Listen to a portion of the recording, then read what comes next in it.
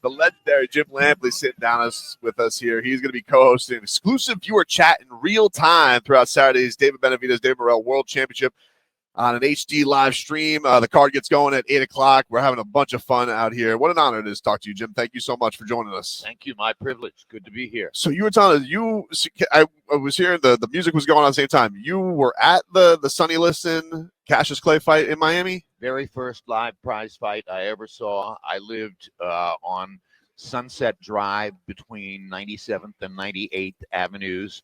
I think I was a 10th grader, or maybe I was either a 9th grader at South Miami Junior High or a 10th grader at Southwest. I think I was a 10th grader at Southwest that particular year. I saved lawn mowing and car washing money for what felt like months, might have been several weeks, but whatever. I bought a ticket, single ticket to go to Cassius Clay versus Sonny Liston, February 25, 1964 in the Miami Beach Convention Center. My mother drove me over and dropped me off, and went to a bar probably or a restaurant in Miami Beach and waited for all of it to end. And I watched what was at that moment in time the biggest upset in boxing history. Did you feel it? Did you realize it like in that moment, even as a kid, save up for it? Like you obviously had a love for it. So did it feel that big at that time? My motivation was Cassius Clay. I was in love with everything about Cassius Clay. And I wound up, I had a kind of a mentor sitting next to me. There was a middle-aged guy who was obviously deeply intense boxing fan. And he made certain that I understood the level of upset that we were looking at. You know, he was guiding me through the whole fight. And I'll never forget the moment in round 4 when Clay landed a right hand on Liston's cheek, and the cheek popped open, a little cut, and blood spurted out. Sonny wiped it with the glove and looked at it and had this look of extreme amazement on his face. And this middle-aged guy who had now become my instructor in boxing turned to me and said, "Son, this might work out the way you wanted it to." Wow. And sure enough, it did. So, I went home that night to 97th Avenue and Sunset Drive and got up on the roof of our crappy rented tract house and shouted, "I've upset the world. I'm the greatest of all time," et cetera, et cetera. Did you see because it was said back in the day, like I watched like a PBS documentary about Cassius Clay, Muhammad Ali, like his rise up in Miami. Like what do you remember about him being in the community and just being embraced in South Florida? Well, the single biggest thing I remember, because he was my chosen number one hero in life at that moment, was that 2 days later he stood on a street corner and told 3 boxing writers that he had changed his religion, he was changing his identity, that he would no longer be Cassius Clay, he was now Muhammad Ali, he was a member of the Nation of Islam, et cetera, et cetera. That was so jarring to me. That was so difficult to accommodate. I had fallen in love with this guy who was using a slave name, Cassius Marcellus Clay, to taunt the white establishment. I loved that part of him. How's he going to taunt the white establishment as Muhammad Ali? Well, obviously that took it to another level, but at that time, I didn't fathom much of anything about that. And I felt as though I was losing something. He was taking something away from me by changing his name from Cassius Marcellus Clay to Muhammad Ali. Later, of course, because of my genesis in boxing, we met each other and became friends. And there's actually a spectacular moment in my life when I was the MC of the United States Boxing Writers Association Awards Dinner in New York in 1988. And I had a daughter, child of divorce, who was living in Manhattan, and I brought her to the event.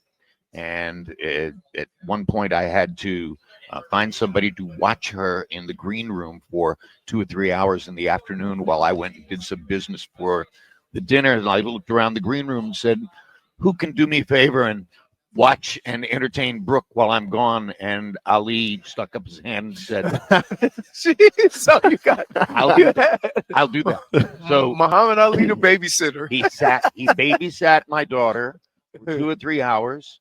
Then that night he called her up from the audience to come sit next to the two of us on the dais because he could tell that she was not comfortable with the people she was sitting with. And he brought her up and he sat her on the dais next to me. And with the whole crowd out there watching people get awards and stuff like that, he did card tricks and magic tricks for her. They were in their own world.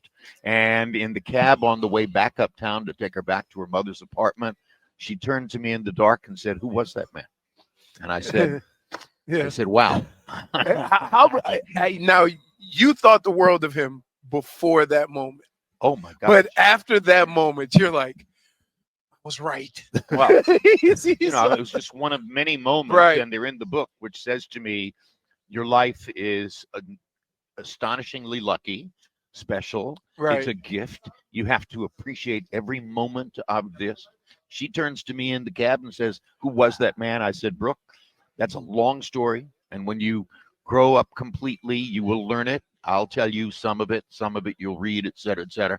I'll just give you one thing to take to bed tonight." She was 8. I said, "To take to bed tonight, he's the most famous man in the world. And not only is he the most famous man in the world, you can't dispute it. There's no logical argument against that.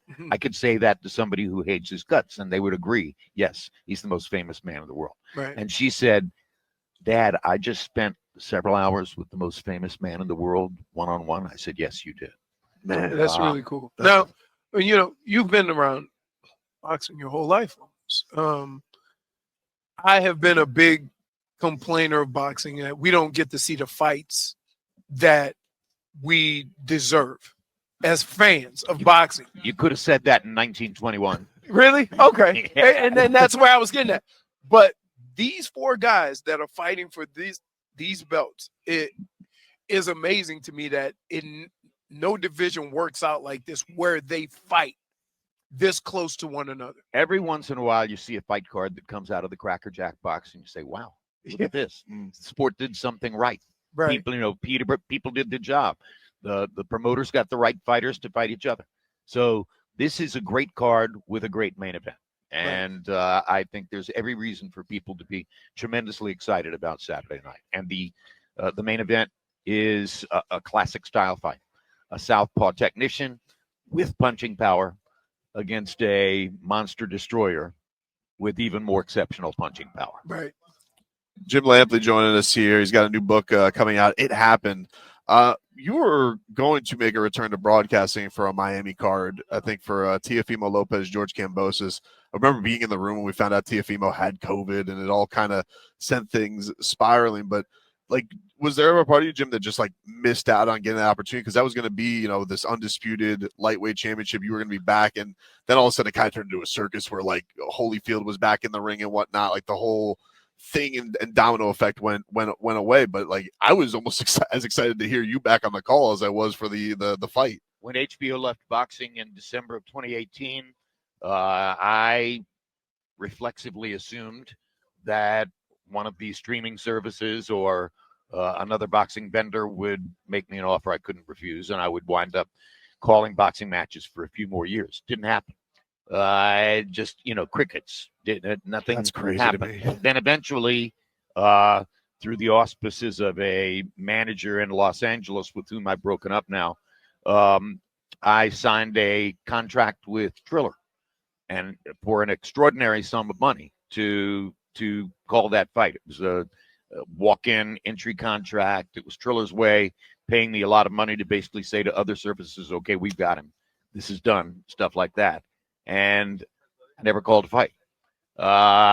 So I have not called a fight since December 8, 2018, the last card on HBO, which was built around Cecilia Brækhus, the #1 woman fighter in the world at that moment. And now I work for PPV.com. I'm a pioneer in a new medium of communication, which is the collectively shared chat, a community enterprise. During the fight, I chat. The 3 other people who are working for PPV.com, Chris Algieri, Dan Canovio, Lance Pugmire, they chat. People who have accessed the pay-per-view of the fight join in, and they can chat back at us or agree with what we say or whatever. Oh my gosh, I can't believe I'm talking boxing with Chris Algieri, that kind of thing. And so this is, I don't know, about my seventh fight with PPV.com. And it's been a great experience because it brought me back to ringside, brought me back to talking to people like you.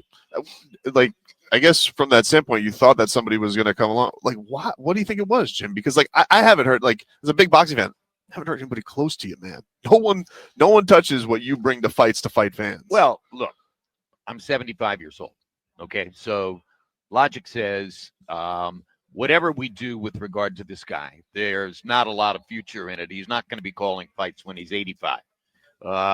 And that's true. I don't think I would allow myself to verge into that territory. I did expect that someone would want 4 or 5 years of the voice that has more currency and recognition for boxing fans in this arena right now, but that didn't turn out to be the case. And I think there are possibly some personal animosities that go into it, but I don't know that for sure because I'm not going to ask anybody, you know, hey, do you hate my gut?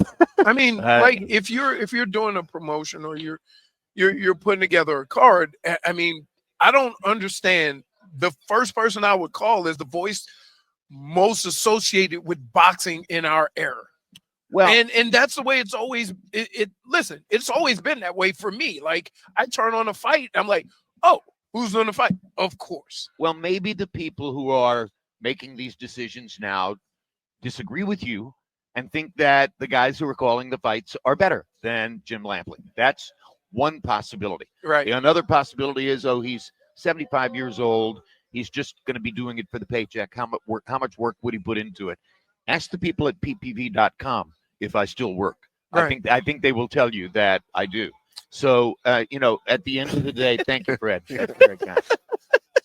That's Fred Sternberg, ladies and gentlemen. He's very funny. He'll be back next Thursday night at the Ramada down the street. The Ramada. But no, look, it's a mystery to me. Right. And I'd be lying if I said it wasn't a disappointment. It is a disappointment to me. I would like to have had other opportunities to call fights and to still be calling fights. But the universe decided this.